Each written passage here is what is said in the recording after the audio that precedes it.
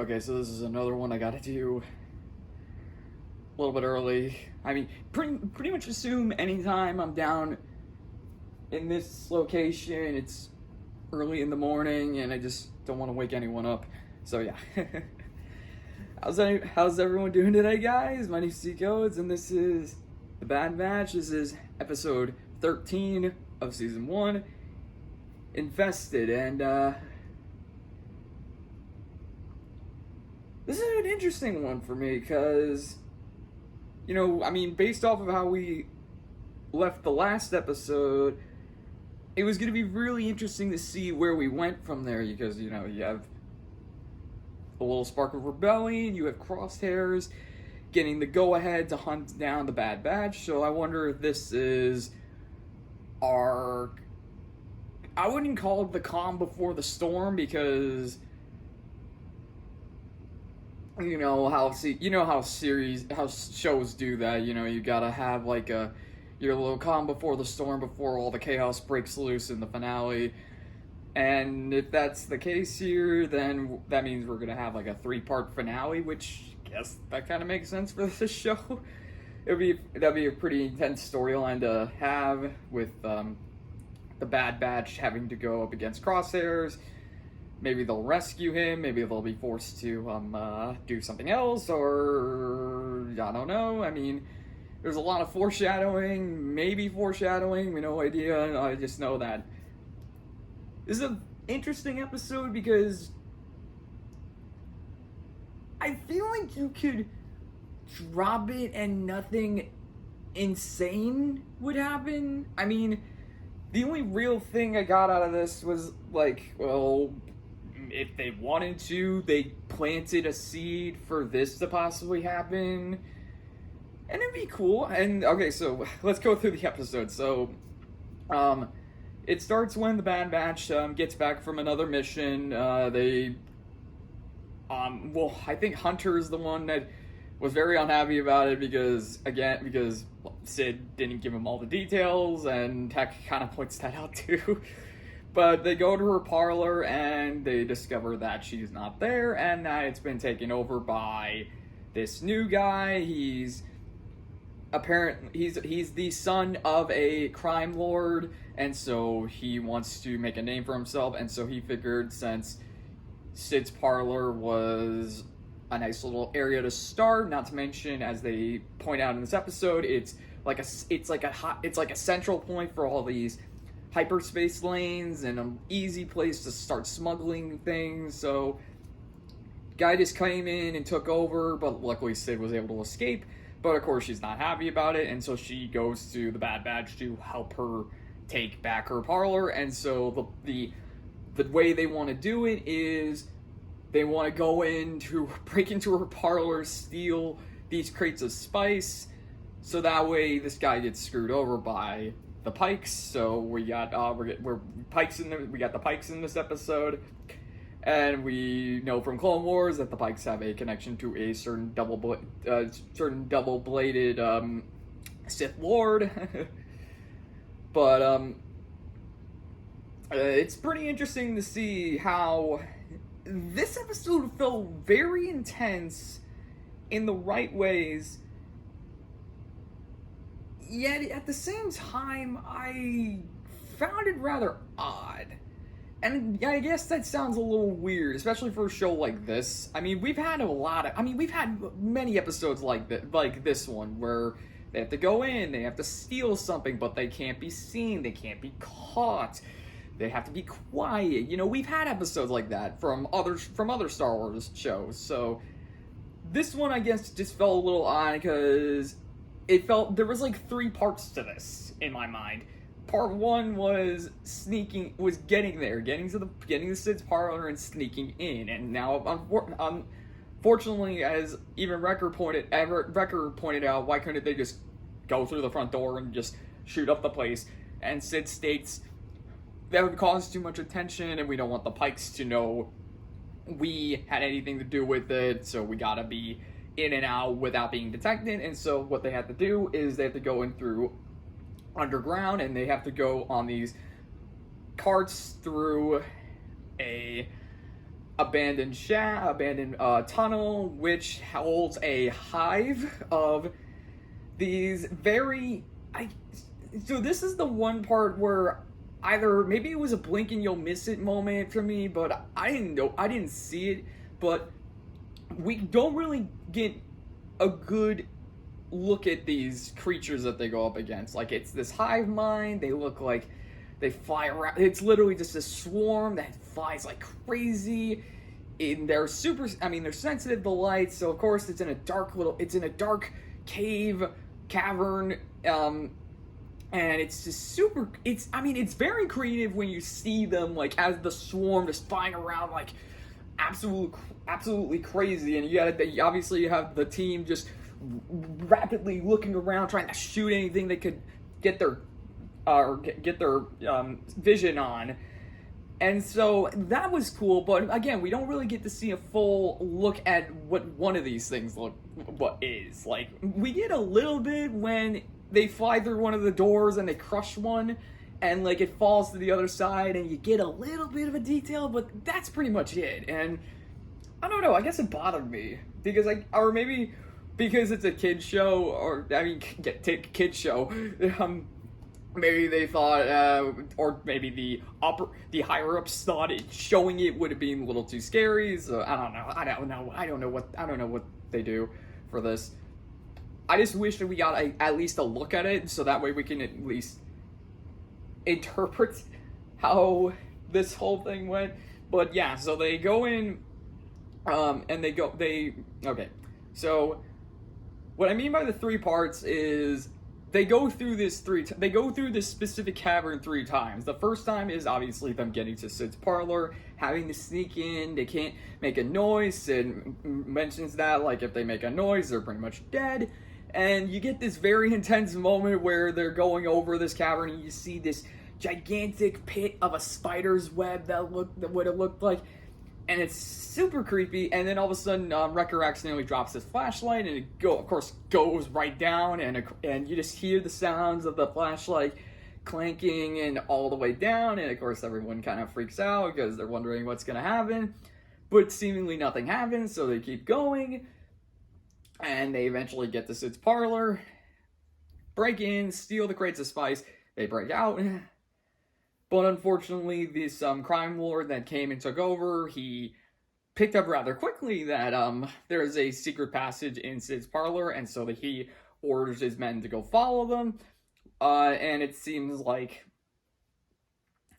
it's gonna kind of, I felt like, again, this kind of, if they wanted to, this could have been like a quick episode. You know, they just go in, bad guy comes and sees them and says, "Stop them, don't let them escape," and then, you know, we get that chase scene. And the thing about the cavern, however, is because they don't want to cause too much noise. Obviously, they couldn't turn on the carts. They had to move them by hand.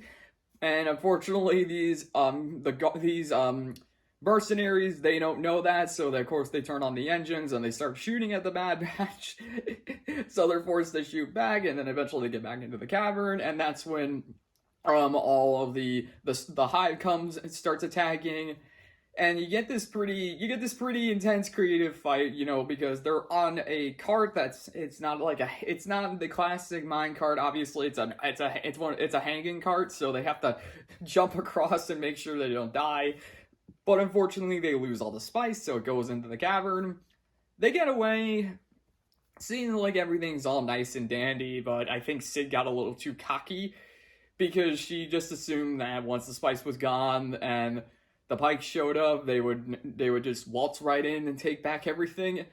But no, they waltzed right in, and the Pikes have the crime lord hostage, and the crime lord says, they're the ones who stole my spice. And it's like, uh-oh. So the Pikes, of course, have him at gunpoint, and Sid even points out to the Bad Batch that they don't want to be starting a war with the Pikes because, you know, and I also like the way she describes it too. It's like, if we start a war with the Pikes, you're gonna wish we were dead. And it's like, yeah. So the Pikes make a deal with the team and say that if they go back to the cavern, retrieve the spice, they'll be like they can go, and just for a little insurance package, basically the Pikes take Omega, so they have to go and they have to do it, or else Omega could possibly die. So they obviously have to go back, and this